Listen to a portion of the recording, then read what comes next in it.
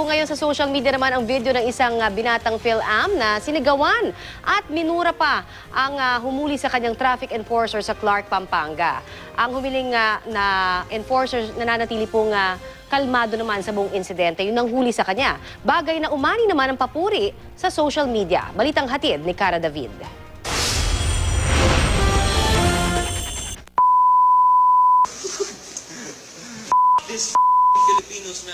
Nagpaulan ng mura at masasakit na salita ang isang Filipino-American na si Thomas Jason Cooley laban sa mga traffic enforcer ng Clark Development Corporation linggo ng madaling araw.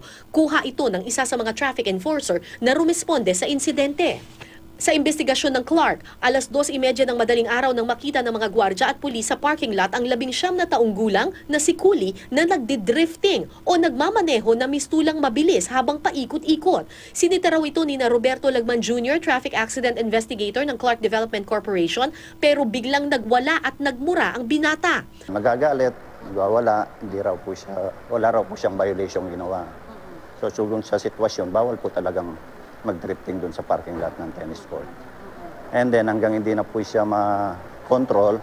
Inimbitahan nila ito sa kanilang tanggapan para kunin ang lisensya. Ayon sa mga traffic enforcer ng Clark, otorisado sila ng Land Transportation Office o LTO na magkumpiska ng lisensya.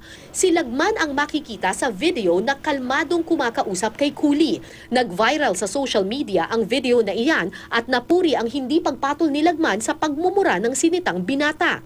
Sa 20 taon daw ni Lagman sa trabaho, nasanay na siyang habaan ang kanyang pasensya sa mga pasaway na motorista. Actually, ma'am, masakit kaya lang kailangan naming i-enforce ang maximum tolerance. Isinailalim din nila sa breath analyzer ang binata, natuklasan na lasing ang binata habang ito'y nagmamaneho.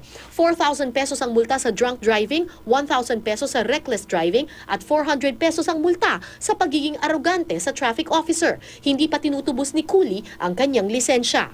Tayo sa batas na hindi po natin pag-aari mga lisensya. Pag-aari po ng Philippine government at ang pagmamaneho sa Pilipinas is privilege lamang. Hindi po karapatan. We are strictly enforcing the rules and regulations, and my men deserve to be respected also. Nagtungo kami sa address na ibinigay ng PhilAm sa kanyang lisensya pero wala siya nung mga oras na iyon. Nakausap namin ang secretary ng pamilya Cooley at sinabi nitong hindi pa raw handang humarap sa kamera ang binata. Cara David, GMA News.